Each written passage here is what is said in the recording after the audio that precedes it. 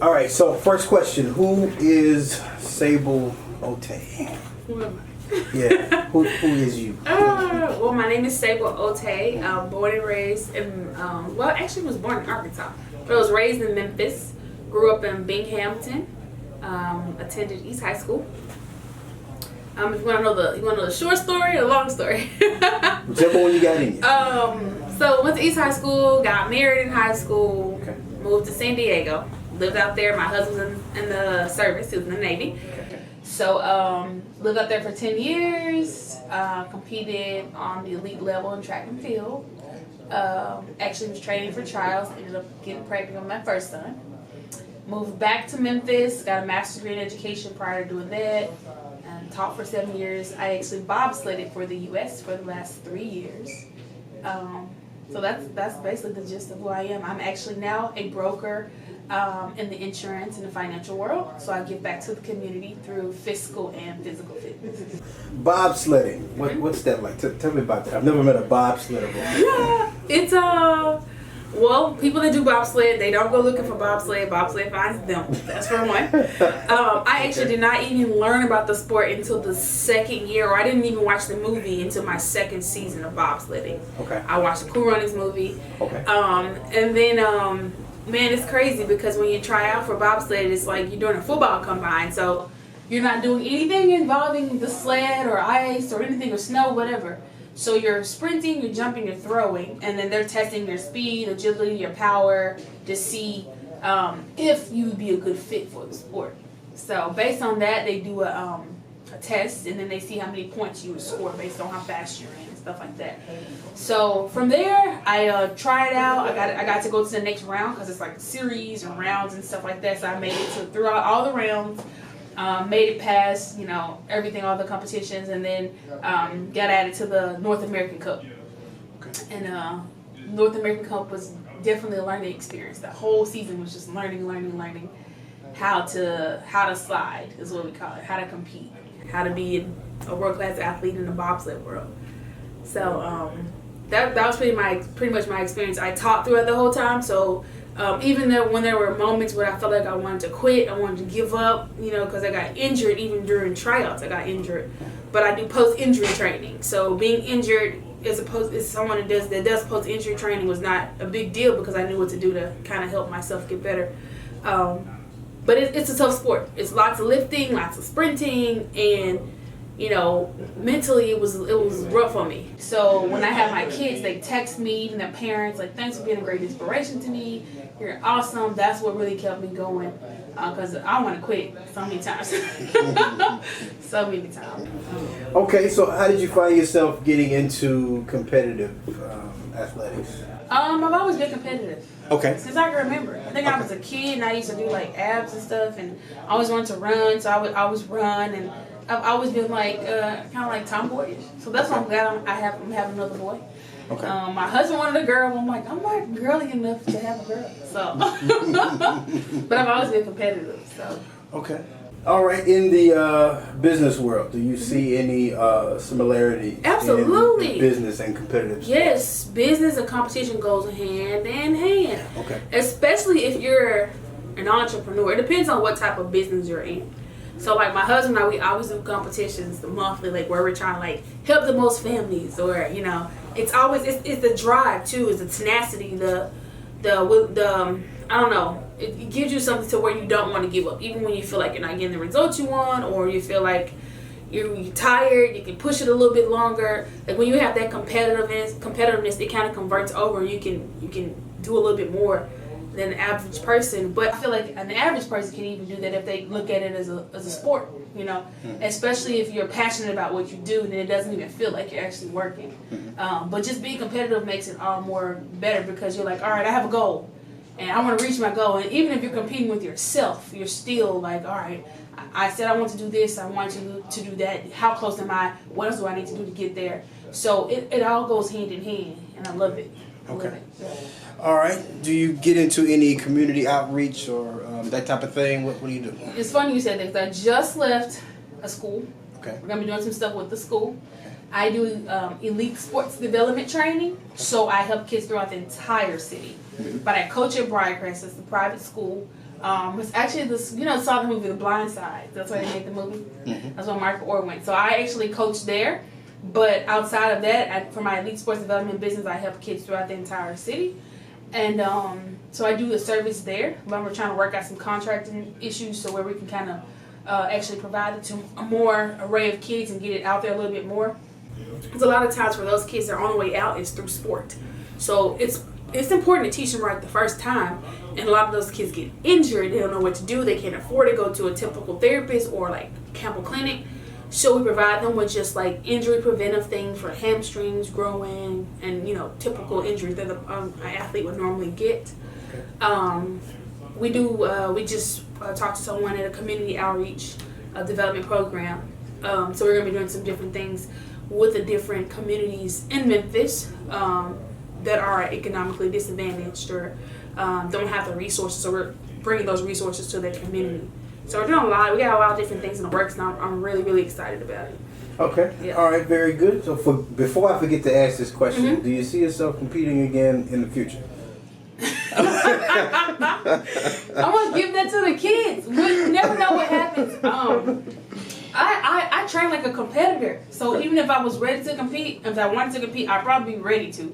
Right now, I'm not competing. I'm just I'm not thinking about competing in the future. Okay. But I do train competitively. So when I train, it's not like a little, I do high intensity training. I lift, I run. So, and right now, I'm just focusing on giving back to the kids and working on my elite sports development training business. I'm not really focused on actually training just because it takes a lot out of you, and then you're gone like 6 months out of the year. Especially for bobsled, and it's very costly. Like it's all self-funded. Okay. So. All right. Wanted to make sure I asked that before I forgot. So beyond sports, business, and that type of thing, is there anything else that you are personally passionate about? Beyond that, it's just a passion to help. My husband always say, "Make your passion your paycheck." I love it. I grew up in a small family, and I've always had people just pour into me.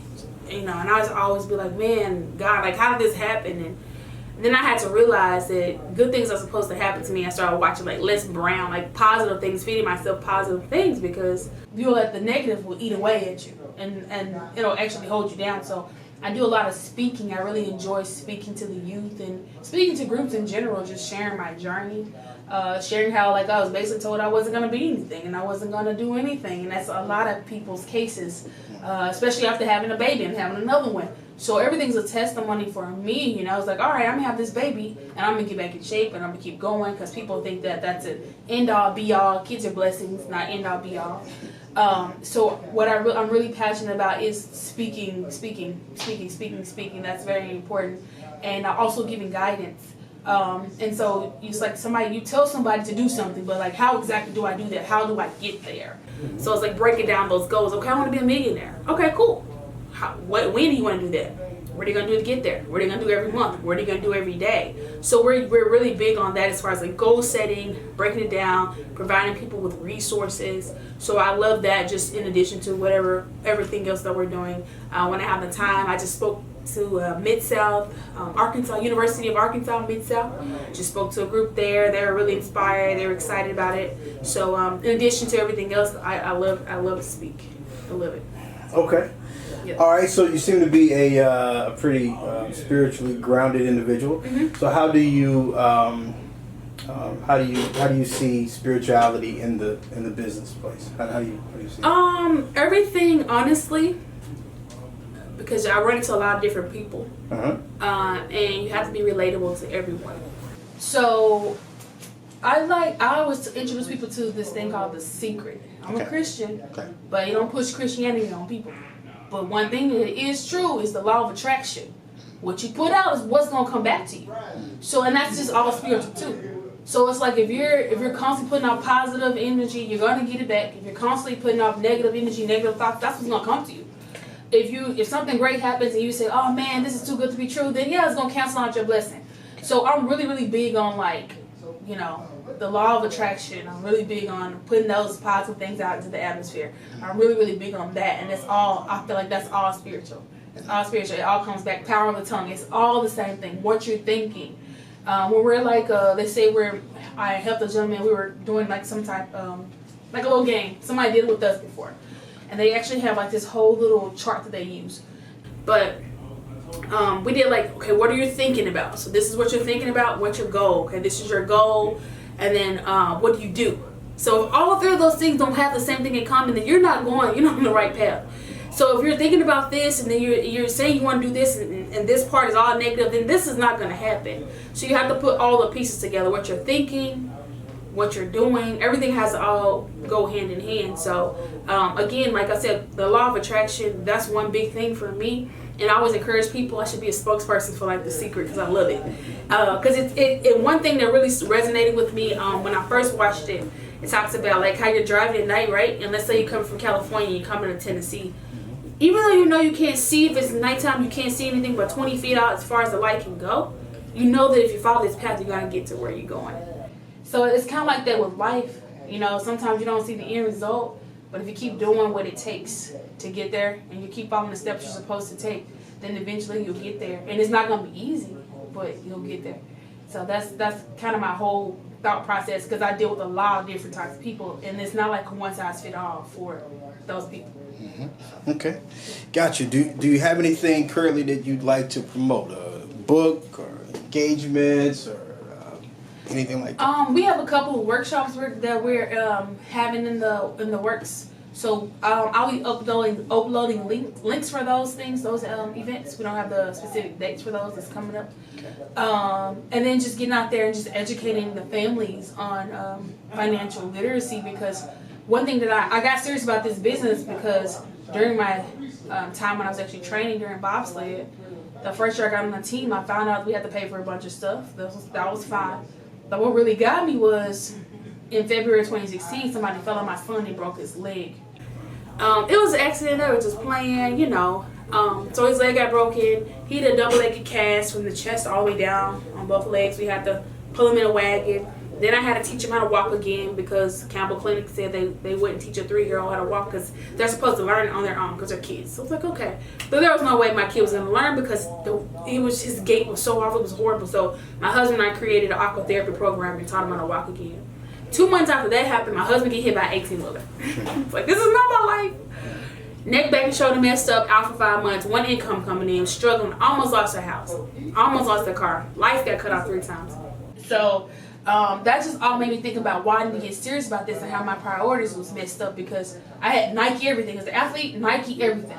But where was Nike when I almost lost my house? Where was Nike when I needed to keep my lights on? You know, nowhere. So I was just thinking like my priorities was all mixed up, and that made me think about one prime thing that we do in this business is through life insurance. And people think that, oh, life insurance is for when you die. Yeah, it's for when you die. But it also has living benefits. So if you have a critical injury, which is what my husband and my son had, or a chronic or terminal illness, which is like a heart attack, stroke, diabetes, lung disease, cancer, things like that, you can utilize your death benefit while you're out living. So it'd be a source of income to take care of a house note, to take care of a car note, to take care of your lights. I didn't know that. So that made me get more serious about this. Then I'm like, you know, I need to get serious about this, because if I don't know it, there's several people that don't know it. My husband's a Navy veteran, no assistance from the Navy. I was a teacher, didn't get any assistance there. So it's just like, it's so many things that we need to know that we don't know. And when we do gather the information, we need to share it. So that's one of the things that we're doing. And we're growing here in Memphis. We're growing throughout the U.S. We're in every state. I'm a broker of my own agency. But we're also looking for other individuals too that are interested in making a difference and sharing that information and making some great money to do it too. So, yep. Fantastic. Mm-hmm. Okay, what's the name of your company? It's PHP Agency. So okay. People helping people, and you want to look for Ruben and Sabel Otey. We're the brokers. We have a couple other brokers in Memphis. But for us, PHP is people helping people, and it's Ruben and Sabel, we're the brokers here in Memphis. Okay, all right, last thing. For those of us who want to get better in life, those of us who want to do better, what advice will you give us? The resources are out there. When you say you want to do better in life, that's very broad. But for starters, to give you an answer to a very broad question, is what are you feeding your mind? Are you reading? Like, I got a master's degree and I bought one book. One book. Because I was like, I know how to gotta write a curriculum. I don't need a book to teach me. If I don't understand something, I can Google it. But you need to be constantly personal developing. You need to read. You need to feed your mind. You need to have a mentor. You cannot do it by yourself. And the mentor needs to be someone that's doing better than you. You need to be around people that you aspire to be like, people that are better. You need to look at your circle of people that you're around and maybe adjust a few things. So just on the broad spectrum, that is, everybody needs to do that. Like, everybody needs to fix a circle. Everybody needs to figure out what they're feeding their minds and find something positive to feed their mind with. Try to spend as least amount of times putting empty stuff. Like, I feel bad if I'm like searching something or I watch like a video of like 30 minutes and it was just like, you know, housewives. I feel bad because I feel like I'm wasting time, you know, and time and energy on stuff that doesn't matter. That, and then just mentors. Mentors are very important because you need that guidance. And you don't want to be the only person that's doing well in your circle, because that means that you got a whole bunch of people pulling you and nobody filling you up. So you pouring out and you're not getting filled back up. So you need somebody that's actually better, that's doing better than you, someone that you aspire to be like, that you look up to, that's included in your circle and that's like a mentor to you.